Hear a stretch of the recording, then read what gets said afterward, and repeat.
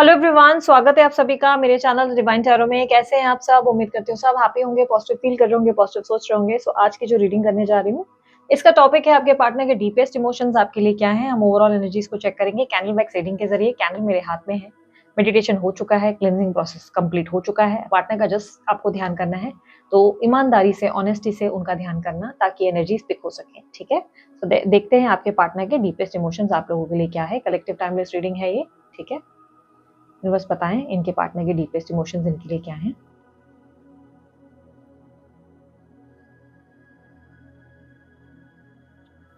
आपके partner slowly slowly आपकी तरफ आते हुए ज्यादा नजर आ रहे हैं। ऐसा लग रहा है कि जैसे कि आपको लेकर उनके मन में एक्शन की स्थिति बन चुकी है, एक्शन लेने की एनर्जी ज्यादा दिख रही है।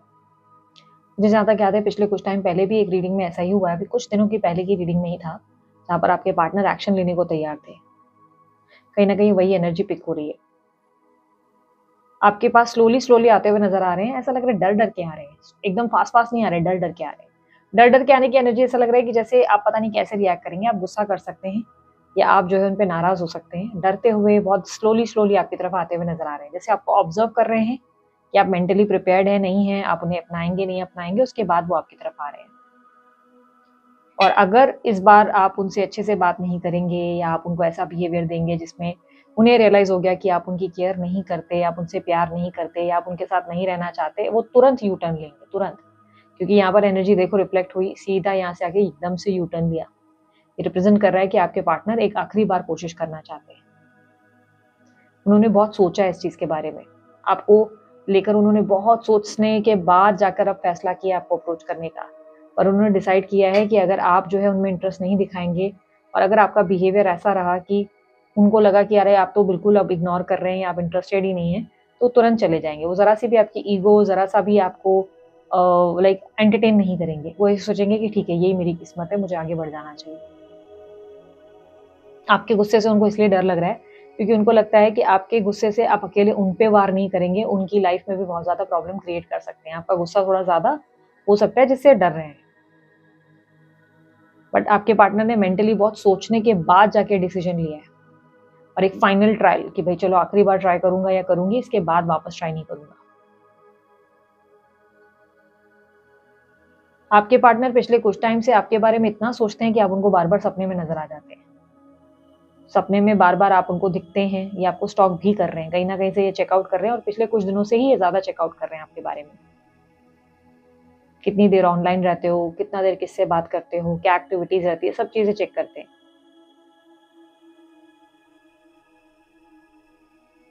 आपके पार्टनर के अंदर बुढ़ापा दिखाई दे रहा है। बुढ़ापा या रिप्रेजेंट कर रहा है कि वो कहीं ना कहीं अपने आप को बहुत लोनली और बहुत बूढ़ा सा महसूस कर रहे हैं। ऐसा लग रहा है जैसे पहले वाले जो मस्ती मजाक, एकदम चुलबुलापन, इस हंसने वाले, इंजॉय करने वाले पर्सन अब ये नहीं रहे। ये बहुत ज्यादा ऐसे हो चुके हैं जैसे इनको अपनी अभी आपके साथ की जरूरत है, जिससे वापस अपनी ऊर्जाओं में आ सके, हैप्पी फील कर सके। आपके पार्टनर की एनर्जी हर्मिट की है। हर्मिट की एनर्जी रिप्रेजेंट कर रहा है कि अकेलापन, उदासी, मायूसी, अपने जीवन में इतना अंधकार महसूस करना कि कहीं ना कहीं उन्हें लग रहा है कि कोई आए, उनको वापस से हंसाए, वापस उनकी जिंदगी में कोई रोशनी भर दे, कोई उनके फेस पे स्माइल लाए। वो आपसे बहुत प्यार करते हैं, बहुत ज्यादा। आपको यही बताना चाहते हैं, बट वो आपके बिहेवियर के बेसिस पे डिसाइड करेंगे कि उन्हें ये बताना है कि नहीं, क्योंकि उन्हें लग रहा है कि कहीं ऐसा ना हो कि उन्होंने आपको एक्सप्रेस किया और आप बुरा बर्ताव करें, क्योंकि वो अब बर्दाश्त नहीं कर पाएंगे। उनकी मदर या भाभी, ये मदर है या भाभी है पता नहीं, कंफ्यूजन हो रही है थोड़ी सी। ये उनके अगेंस्ट जाकर आपसे कांटेक्ट में आने वाले हैं। ऐसा लग रहा है कि उनसे बहस हो रही है या उनको कुछ पता है आपके बारे में। वो नहीं चाहते कि आप उनसे बात करें, लाइक आप दोनों की बातचीत हो, बट ये उनके अगेंस्ट जाकर आपको अप्रोच करने का सोच रहे हैं। आपके पार्टनर इमोशनल बहुत ज्यादा है, अपनी फैमिली को लेकर बहुत ज्यादा सोच विचार करते हैं। एक जिम्मेदार, ऐसा लग रहा है कि बेटा या बेटी है, या जिम्मेदार कह सकते हैं कि हर रोल में जिम्मेदारियां निभाते हैं। बट पहली बार इन्हें लग रहा है कि ये अब अपने बारे में सोचना चाहते हैं। ये पहली बार चाहते हैं कि ये अब अपने लिए सेल्फिश हो जाएं और आपको चुने। आपके साथ एक नई शुरुआत करने की इच्छा है इनके मन में।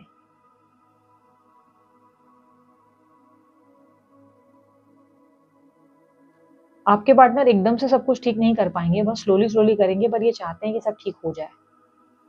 क्योंकि इतना ज़्यादा गैप आ गया है ना कि उन्हें खुद भी नहीं समझ में आ रहा है कि वो आपसे क्या बात करें, क्या चीज़ें करें, क्योंकि इतना टाइम गैप होने के बाद अब उन्हें खुद ही कन्फ्यूजन हो रही है कि वो शुरुआत कैसे करें, अप्रोच कैसे करें, पहले कैसे पहल करें। पहल करना मुश्किल है। पुरानी बातें वो नहीं निकालना चाहते, वो नहीं चाहते कि कोई पुरानी बीती बातें आप दोनों के बीच में निकले और फिर कलेश हो। वो पुरानी कोई बात नहीं करना चाहते,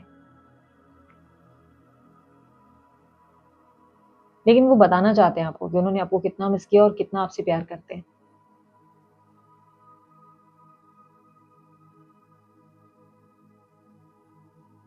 आपके पार्टनर कहीं न कहीं आपको लेकर बहुत ज़्यादा ऐसी एनर्जी में है जहाँ पर वो आपको खुश देखना चाहते हैं। वो नहीं चाहते कि आपको तकलीफ हो, या उनके आने से भी अगर आपको तकलीफ हो रही है तो वो दूर रहना प्रेफ़र करेंगे। वो प्रेफ़र करेंगे कि आप दूर ही रहें, ठीक है, वो दूर ही रहें, तो क्योंकि उन्हें लग रहा है कि अगर आप रोने लग रहे हैं या परेशान हो रहे हैं तो वो चाहते हैं कि इससे बेहतर कि वो दूर ही रहें आपसे।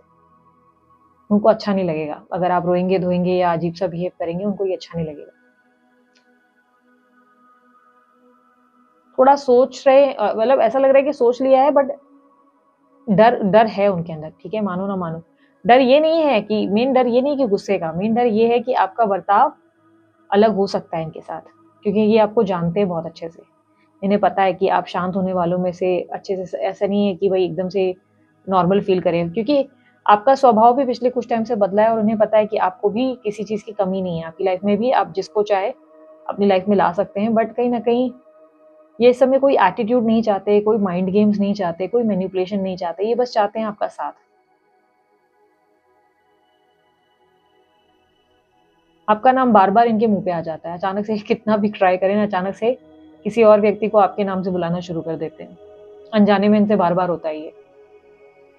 नाम किसी का लेना चाहते हैं, फॉर एन एग्ज़ाम्पल आपका नाम हो रेशमा और सामने वाले किसी व्यक्ति जिससे बात कर रहे हैं उसका नाम अनु है, अचानक से अनु को रेशमा बुलाना शुरू कर देते हैं। बार-बार ऐसा होता है कि इनको इरिटेशन आता है, आप इनके दिमाग में ऐसे चलते हैं कि वो बार-बार अनजाने में सामने वालों को आपके नाम से बुलाना शुरू कर देते हैं। आपके पार्टनर का बहुत ज़्यादा मूड खराब है, पता है, बहुत ज़्यादा मूड खराब है। इनकी लाइफ़ में बहुत ज़्यादा स्ट्रेस है, अच्छी नहीं है चीज़ें। पास्ट में डेफ़िनिटली ये लाइफ़ में नॉर्मल थे, हैप्पी थे। पास्ट मतलब बहुत पहले की बात बोलूँगी, रीसेंट पास्ट नहीं। पास्ट में तो क्लियरली ऐसा दिख रहा है कि बहुत ज़्यादा हैप्पी थे, अपनी लाइफ़ में आगे आगे बढ़ गए। थोड़े टाइम नाचे गाए, हैप्पी रहे, लेकिन अब कहीं न कहीं उनको लग रहा है कि उनकी ज़िंदगी में खालीपन है। आपके बिना हैप्पीनेस नहीं है। आपके पार्टनर की जो स्ट्रॉन्ग साइन्स दिख रही हैं यहाँ पर, स्कॉर्पियो, वृश्चिक, कुंभ, एक्वेरियस, लिब्रा, तुला, मीन राशि, पाइसेस, कर्क राशि, कैंसर, एरीस राशि, मेष। आपके पार्टनर के बर्थ नंबर्स में नंबर 12, 2, 4, 24 और 14 नंबर ज़्यादा रिफ्लेक्ट हुआ है। आपके पार्टनर आपकी तरफ बार-बार देखते हुए दिखाई दे रहे हैं। ऐसा लग रहा है लाचारगी से देख रहे हैं, बड़ी बड़ी बेबसी और लाचारगी के साथ वो आपको देख रहे हैं। वो चाहते हैं आप उनसे बात करें। वो चाहते हैं कि आप दोनों के बीच में सिचुएशन ठीक हो जाए। वो अपनी किसी गलती को लेकर भी बहुत ज़्यादा सॉरी फ़ील कर रहे हैं। उन्हें लग रहा है कि उन्होंने कुछ है जो ऐसी एक्टिविटीज़ की है जो उनको दुःख है जिस बात का। सॉरी, मुझे ऐसा नहीं लग रहा है कि पास्ट में जिस चीज़ का आप लोग दोनों के बीच में जिस वज़ह से ब्रेकअप हुआ है उस चीज़ को सॉरी फ़ील कर रहे हैं, नहीं। ये सॉरी इसलिए फ़ील कर रहे हैं क्योंकि आपने ट्राई किया था बात करने का, आपने कोशिशें की थी ठीक करने की, बट ये उस वक़्त भी आपसे दूर भाग रहे थे। बजाय उस चीज़ से डील करने या उसको फ़ेस करने की, ये उस चीज़ से दूर भाग रहे थे, जिसका इनको दुःख है। इनको लग रहा है यार इतना वो सामने वाला कोशिश कर रहा था, या और तभी भी मैं उस इंसान को झुकाने में लगा हुआ था या लगी हुई थी। मैं उसे और छोटा महसूस करा रहा था। तो इस चीज़ का उनको दुःख है। उन्हें लगता है ये आप डिज़र्व नहीं करते थे जिस तरह से वो आपसे बिहेव कर रहे थे। प्लस आपके और इनके बीच में और भी बहुत सारे लोग हैं जो इन्वॉल्वड हुए थे, जिन्होंने आपको बहुत उल्टा-सीधा बोला था, तब भी इन्होंने आपका स्टैंड नहीं लिया। इनके कोई दोस्त या मेबी इनके परिवार वाले या कोई लोग थे जो बहुत उल्टा-सीधा बोल रहे थे, जो कहीं न कहीं जिसमें इन्होंने आपका स्टैंड नहीं लिया, जितना लेना चाहिए था उन्होंने कुछ बोला नहीं उस इंसान को। तो कहीं न कहीं इस बात का भी इनको दुःख है। उनको लग रहा है कि जिस टाइम पे आप उनके पास ट्राई कर रहे थे, आप बेग कर रहे थे कि प्लीज़ रिलेशनशिप में वापस आ जाओ, चीज़ें ठीक करते हैं, या आप प्रयास भी कर रहे थे जब, उस टाइम पे इन्होंने आपको बहुत ज़्यादा नीचा महसूस कराया है, बहुत छोटा महसूस कराया है, जिसका इनको बहुत ज़्यादा रिग्रेट है कि इन्होंने इतना छोटा आपको क्यों फ़ील कराया, जबकि आप हमेशा इनके साथ खड़े रहते थे, हमेशा इनका स्टैंड लेते थे। कुछ छोटी-सी चीज़ें, कुछ छोटी-सी चीज़ों को इतना बड़ा कर दिया और कहीं न कहीं माहौल इतना बिगड़ गया, जहाँ पे ये आपके अगेंस्ट चले गए, आपको बहुत गलत-गलत बातें बोल दी। इन्होंने पास में आपको लिटरली, मैं नहीं बोलूँगी कि सबके लिए रेज़ोनेट करेगा, पर जनरल रीडिंग्स हैं। इन्होंने पास में आपको लिटरली ऐसे हाल में छोड़ दिया जहाँ पर आपको ऐसा लग रहा था कि यार मर जाऊँ या समथिंग लाइक दैट, आपको ऐसा लगा। आपने इनको शायद बोला भी था इस बारे में कि यार मैं खुद को बिना तुम्हारे कुछ कर गुज़रूँगा या तुम्हारे बिना ज़िंदगी नहीं रहेगी, तो इन्होंने तब भी आप पे ध्यान नहीं दिया। आपके फैमिली में बहुत इश्यूज़ भी है, तब भी इन्होंने आपको फ़ोकस नहीं किया और अब उन्हें रिग्रेट हो रहा है। अब उनको लग रहा है कि यार इस सब चीज़ों के बारे में मैं उस इंसान को क्या बोलूँ, कि मैंने ऐसा क्यों किया? फेस करना बहुत मुश्किल है आपको। वो उनके लिए इतना ईज़ी नहीं है कि वो आपको एकदम रैंडमली मुँह आके दिखाएँगे और बोलेंगे हाँ, हाँ, चल लेट्स पैच अप, नहीं, इनको आपको फेस करने में मुश्किल है। ये इतना आसानी से आपको फेस नहीं कर पा रहे। क्योंकि इतनी सारी मिस्टेक्स होने के बाद ना इनके लिए भी इतना ईज़ी नहीं है सब कुछ नॉर्मल हो जाना और हैपीली एवर आफ्टर रहना। बहुत सी चीज़ें हैं जो गलत हुई हैं। प्लस आपके परिवार वालों तक बात पहुँची, चीज़ें पहुँची, बहुत ज़्यादा बातें बढ़ गई हैं, जहाँ पर उनकी इमेज, रेपो सब खराब हुआ है। उसके बाद उनको समझ ही नहीं आ रहा है कि वो अप्रोच करें तो ये कहीं लाइक ऐसा ना हो कि क्या बोलेंगे, क्या एक्सप्लेनेशन दें आपको, क्या बताएँ आपको कि क्या किया, क्यों किया? क्योंकि उसके जवाब है ही नहीं, बस ऐसा था दिमाग घूम गया, बेवकूफ़ाना हरकतें कर रहे थे बस, अपने अपने हिसाब से सेल्फिश थे। जब अच्छा वक़्त आ गया तो उनको आपकी कदर नहीं थी, जब अब बुरा वक़्त आया तब आप उन आपकी उनको कदर होने लगी है।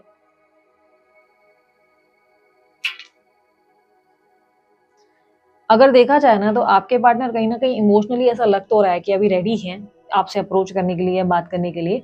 बट कहीं न कहीं ऐसा लग रहा है कि जैसे ये व्यक्ति स्लोली-स्लोली आ रहे हैं, ऐसा नहीं लग रहा है कि फास्ट। अब स्लोली-स्लोली से मेरा मतलब पता है क्या है? मुझे ऐसा लग रहा है कि जिस जिस तरह से जिस स्पीड में आपके पार्टनर आ रहे थे ना, ये ज़्यादा से ज़्यादा 7 दिन, 10 दिन ले सकते हैं, ठीक है? 7 और 10 दिन भी मुझे ऐसा लग रहा है कुछ लोगों के लिए तो 7 घंटे में ही आपके पार्टनर आने वाले हैं। 7 घंटे के अंदर ही इनका कॉल या अनएक्सपेक्टेड मैसेज आपके लिए आ सकता है। कुछ लोगों के लिए 7 घंटे में ही हो जाएगा, कुछ लोगों के लिए 7 से 10 दिन में हो रहा है, ठीक है? ये जनरल रीडिंग, इसे हम पर्सनल में कंसिडर नहीं कर सकते, लेकिन जो जनरल रीडिंग के बेसिस पे भी मुझे मिलता है वो मैं आपको बता देती हूँ हमेशा। यहाँ पर जो एनर्जी दिख रही है ऐसा नहीं है कि सबके लिए सेम आउटकम होगा, सभी का बंदा आ रहा है, सभी किसी की स्टोरी सबकी एक जैसी नहीं होती ना, हर किसी की लाइफ की एक अलग कहानी, अलग सिचुएशन, अलग प्रॉब्लम है, राइट?